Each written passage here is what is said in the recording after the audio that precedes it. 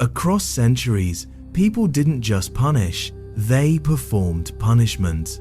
Tonight, we're counting down 25 infamous methods and what they reveal about power, fear, and the human imagination. Listener discretion advised. Before we begin, remember, many accounts come from chronicles that blurred fact, rumor, and propaganda. Where the record is shaky, I'll say so. The goal isn't shock, it's understanding how pain was turned into public theater. Number 25. The tub. The tub weaponized time and humiliation. A head exposed above a barrel, the body trapped below, food smeared to attract insects. It wasn't the sword that killed, it was exposure, infection, and the slow collapse of dignity under a watching crowd. Number 24. The brazen bull. A brass effigy heated from beneath, its chambers said to transform screams into the bellow of a bull. Whether every detail is literal or embellished, the point is clear. Rulers wanted punishment to be heard as well as seen. Terror amplified. Number 23. Impalement. Forever tied to Vlad Tepes, impalement doubled as a border sign. Victims lined roads and city approaches to broadcast control, a warning that didn't need translation. The cruelty was not incidental, it was the message. Number 22. The heretic's fork. 2 prongs, one to the sternum, one beneath the chin, strapped in place. You could breathe, but you couldn't sleep. If your head dropped, you punished yourself. The device turned exhaustion into an accomplice. Number 21. Neck torture.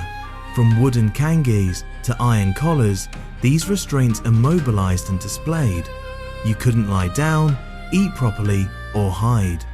The sentence wasn't confined to a dungeon, the public finished the job with their eyes. Number 20. Crucifixion. Designed for maximal visibility, crucifixion placed bodies where traffic was heavy and time was long. The pain mattered, but the spectacle mattered more. Empires used it to write a message across the skyline: don't test us. Number 19. The Judas Cradle. A pyramid seat that mixed exhaustion, injury, and shame. Accounts vary, but the logic holds. Punish posture, strip dignity, and let time grind the body down. Infection often did what the device began. Number 18. The lead sprinkler. A small, perforated ladle for hot liquids, oil, water, metal, delivered drop by drop. It miniaturized terror. You didn't need a giant machine, you needed repetition, proximity, and the uncertainty of where the next drop would land. Number 17. The Iron Maiden. Myth check. Many historians argue the famous spiked coffin was largely a later invention assembled to shock museum audiences. Whether or not a true medieval tool, the legend shows how we project cruelty backward to dramatize the past. Number 16. Coffin torture. Human-shaped cages hung in public spaces turned bodies into billboards. Crows, weather, and staring passers-by completed the sentence. It wasn't only about ending a life, it was about prolonging a lesson. Number 15. The thumbscrew. Portable, simple, and bureaucratic. These devices crushed digits and joints to extract confessions, words, not facts. Pain became paperwork, used to validate outcomes already chosen. Number 14. Rope torture. Rope is the Swiss Army knife of restraint. Hoisting, binding, hanging, or tearing by teams of animals. Its power is its ubiquity. When the tool is everywhere, punishment can be everywhere too. Number 13. The guillotine. Branded humane, it promised equality in death, noble or peasant, the same blade. It marks a shift from theatrical suffering to standardized execution. Efficiency became the new moral claim. Number 12. The rack. Engineering applied to anatomy, levers and ropes turned joints into a geometry problem. The wheel turns, tendons yield, and authority looks mechanical rather than personal. The inevitability was part of the fear. Number 11. The tongue tearer.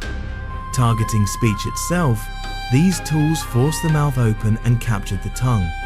To silence dissent, control the organ that makes it. Its punishment as metaphor made metal. Number 10. Rat torture. Rodents plus heat equals panic. Even if some tales are exaggerated, the theme resonates. Enlist nature as an ally, then let instinct find the path of least resistance through a human body. Number 9. The chair of torture. A spike seat with restraints, often used as much for intimidation as for endurance. You don't need to torture everyone. You need people to believe you will. Fear scales better than force. Number 8. Cement shoes. A modern echo from organized crime. Weight the body, use deep water, erase the stage. Medieval punishments were parades. This one spreads by whisper. Different era, same calculus. Make a body, carry a rumor. Number 7. The breast ripper. A gendered weapon meant to broadcast control over women's bodies. Beyond immediate harm, it policed reputation and enforced community norms. Patriarchy didn't just punish, it branded. Number 6. Crocodile shears. Red-hot pincers for would-be regicides. This is monarchy's self-defense, ceremonial and savage. The pain is personal, the warning national, threaten the crown, and you'll be made into a cautionary tale. Number 5. Republican marriage. In the French Revolution's fever, some victims were bound together and drowned. Faith, gender, and politics fused into symbolism. Revolutions don't abolish spectacle, they rebrand it. Number 4. The breaking wheel. Limbs tied to spokes, bones shattered methodically, the body raised for birds and passers-by. Records even mention a mercy blow not as kindness, but as timing, control, stage management of death. Number 3. The Spanish donkey. A sharp-edged beam, a forced straddle, weights added to the ankles. It blends humiliation with physics. Control the posture, and you control the pain. Whether every account is precise, the logic is consistent. Number 2. Sawing. Suspended upside down, blood keeps the victim conscious as long as possible. The horror is partly dramaturgy, an ordinary tool used in an unthinkable way. When everyday objects turn treacherous, societies remember. Number 1. Hanged, drawn, and quartered. For high treason in England, dragged to the site, briefly hanged, organs removed, the body divided and displayed. Not just the end of a person, but the segmentation of a threat distributed as a warning across the realm. What do these methods share? Visibility, punishment as public messaging. Process steps that create a story people retell. Symbols targeting speech, faith, sex, and loyalty so the body becomes a billboard for power. Most of these practices faded as states professionalized justice and the idea of human rights took hold.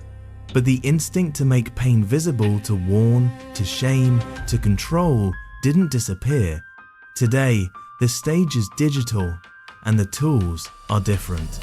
If this gave you a new lens on dark history, subscribe for more stories told through patterns, not just shock. Tell me in the comments which item surprised you most and which myth you want me to fact check next.